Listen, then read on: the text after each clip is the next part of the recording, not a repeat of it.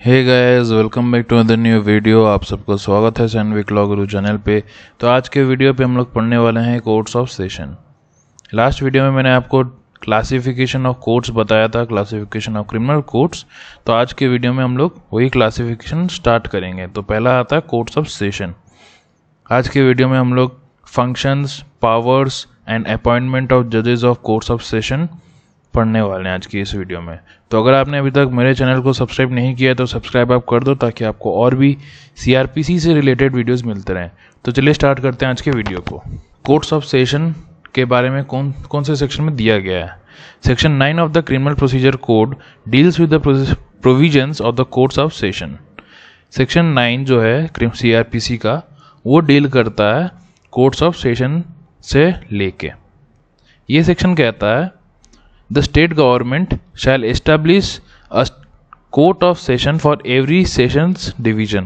State government जो है, India में जितने भी स्टेट्स हैं, अलग अलग स्टेट लाइक एमपी, महाराष्ट्र, फिर वेस्ट बंगाल, उड़ीसा, तो हर जगह स्टेट गवर्नमेंट का ये रिस्पॉन्सिबिलिटी है कि वो कोर्ट्स ऑफ सेशन एस्टैब्लिश करें for every sessions division. Sessions division का मतलब आता है कोई भी एक डिस्ट्रिक्ट, ठीक है।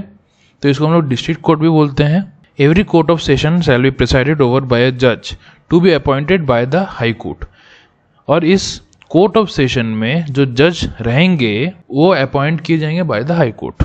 द हाई कोर्ट में ऑल्सो अपॉइंट एडिशनल सेशन जज एंड असिस्टेंट सेशन जजेस to exercise jurisdiction in a court of session.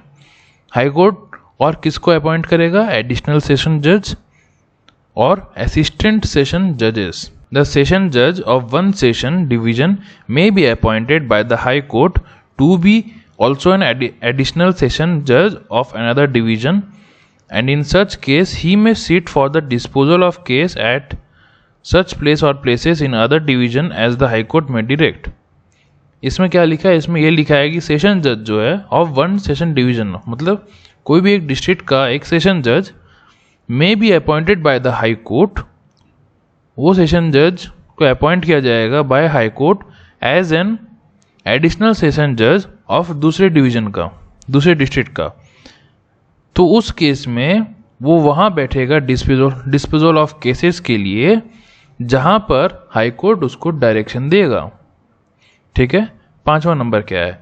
Where the office of the session जज is vacant the high court may make arrangements for the disposal of any urgent application which is or may be made or pending before such court of session by an application by an additional or assistant session judge, or if there be no additional or assistant session judge by a chief judicial magistrate in the session division, and every such judge or judicial magistrate shall have jurisdiction to deal with any such application। इसमें ये लिखा है कि जहाँ पर जिस district में the office of the session जज का जो ऑफिस है वो वैकेंट है अगर, तो हाई कोर्ट क्या करेगा?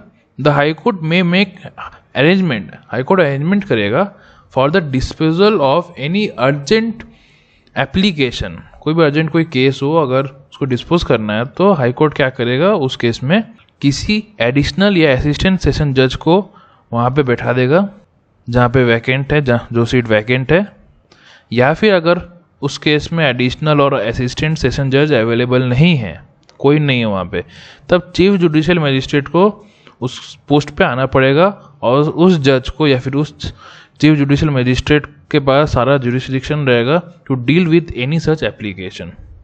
ओके, अब हम लोग पढ़ते हैं 6th पॉइंट।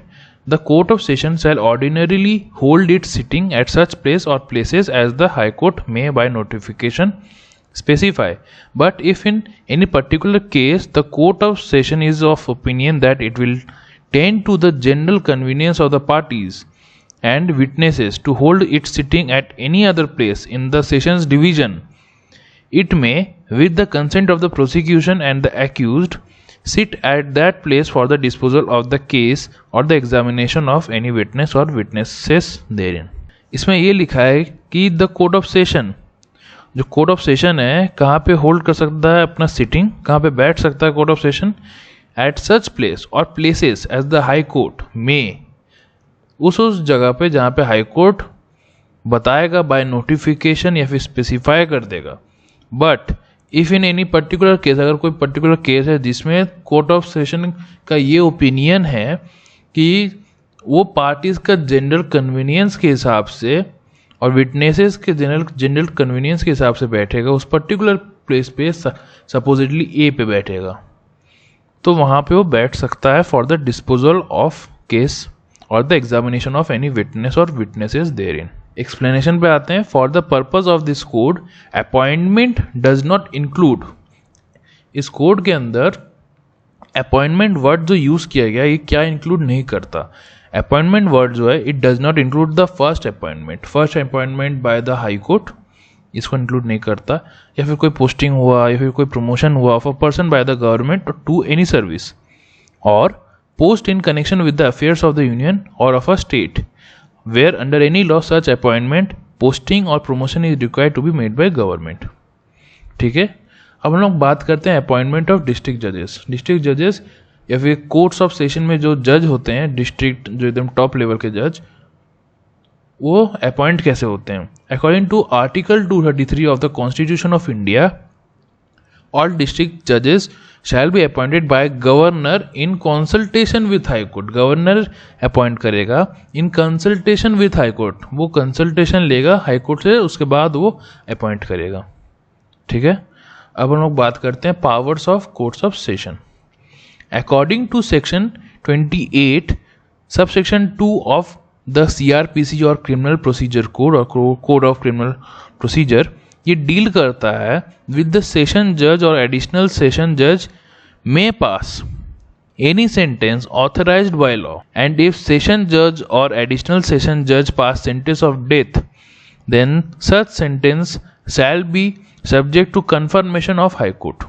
ये सेक्शन में क्या बताया गया है? इस सेक्शन में बताया ये गया है कि section 28 subsection 2 of the CRPC में उसके अकॉर्डिंग, इस सेक्शन के अकॉर्डिंग कोई भी सेशन जज या फिर एडिशनल सेशन जज पास कर सकता है कोई सेंटेंस यहाँ पे रेफर करता है टू डेथ सेंटेंस। तो कोई भी सेशन जज या एडिशनल सेशन जज डेथ सेंटेंस पास कर सकता है ऑथराइज्ड बाय लॉ। ठीक है, और अगर वो पास करना चाहता है सेंटेंस ऑफ डेथ, तब उस केस में such sentence shall be subject to confirmation of high court. High court से कंफर्मेशन आने के बाद ही वो सेंटेंस वो पास कर सकता है, दैट पर्टिकुलर जज, सेशन जज और एडिशनल सेशन जज। The sessions court is the highest criminal court of the session और डिस्ट्रिक्ट। ठीक है, ये क्या चीज लेके डील करता है? Mainly it deals with the cases relating to serious offenses such as murder, robbery and डकैती etc. इसके पास पावर है, कोर्ट ऑफ सेशन के पास या सेशंस कोर्ट के पास पावर है कि वो किसी भी सेंटेंस को पास कर सकता है, इंक्लूडिंग लाइफ इम्प्रिजनमेंट, कि जिंदगी भर तुमको जेल में रहना पड़ेगा, और इवन डेथ सेंटेंस मतलब फांसी का सजा। However in case the session court passes sentence of death, in case अगर session court sentence of death को पास करता है तो जो प्रोसीडिंग है shall have to be submitted to the high court as per provision of section 366 of the CRPC। तो जो पूरा केस है वो पूरा केस भेज दिया जाता है हाई कोर्ट। हाई कोर्ट से जब कंफर्मेशन आ जाता है, ठीक है, आपका जजमेंट सही है, आप डेथ सेंटेंस पास कर सकते हो, उधर से अगर कंफर्मेशन आ जाता है उसके बाद ये सेशन जज या एडिशनल सेशन जज वो डेथ सेंटेंस पास कर देता है। The sentence of death shall not be executed unless it is confirmed bye the high court. जब तक हाई कोर्ट से कन्फर्मेशन नहीं आ जाता तब तक सेंटेंस ऑफ डेथ एग्जीक्यूट नहीं कर सकते। सेक्शन 366 सबसेक्शन 2 ये कहता है court passing the sentence shall commit the convicted person to the jail custody under warrant. जो कोर्ट सेंटेंस पास कर रहा है उसको जो कन्विक्टेड आदमी है उसको जेल कस्टडी में रखना पड़ेगा अंडर अ वारंट। नॉर्मली हम लोग इसको कहते हैं reference for confirmation of death sentence by the high court. अब the purpose behind enacting subsection 2 of section 366, जो मेन पर्पज है इसको इनैक्ट करने का, दिस सेक्शन को, is to make available the prisoners when the sentence is required to be executed. जब sentence execute करने का रिक्वायरमेंट है, जैसे कि जब डेथ सेंटेंस को एग्जीक्यूट करना है तब प्रिजनर्स को अवेलेबल रखने के लिए कस्टडी में उसको डाला जाता है। He is to be kept in jail custody, ठीक है, जेल कस्टडी में रखा जाता है उन प्रिजनर्स को। पर ये जो कस्टडी है ये डिफरेंट है from the custody of a convict suffering simple और रिगरस इम्प्रिजनमेंट।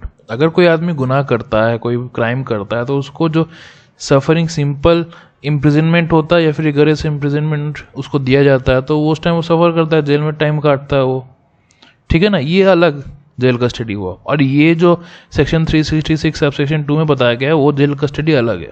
आई होप आपको आज का वीडियो समझ में आ गया होगा। कहीं भी डाउट आता है आप कमेंट सेक्शन में बता सकते हो। अगर वीडियो अच्छा लगे तो लाइक कीजिए, शेयर कीजिए, सब्सक्राइब करना मत भूलिए ताकि आपको और भी CRPC से रिलेटेड वीडियोस मिलते रहें। और साथ ही साथ मैं ये भी बोलना चाहता हूँ, क्लैट का एग्ज़ाम नज़दीक आ रहा है, तो क्लैट का प्रिपरेशन आप लोग स्टार्ट कर दीजिए। मेरा वीडियोस देखते रहिए, मैं उसका क्रैश कोर्स का लिंक आई बटन में दे दूंगा। तब तक के लिए बने रहिए मेरे साथ। Stay safe, thank you.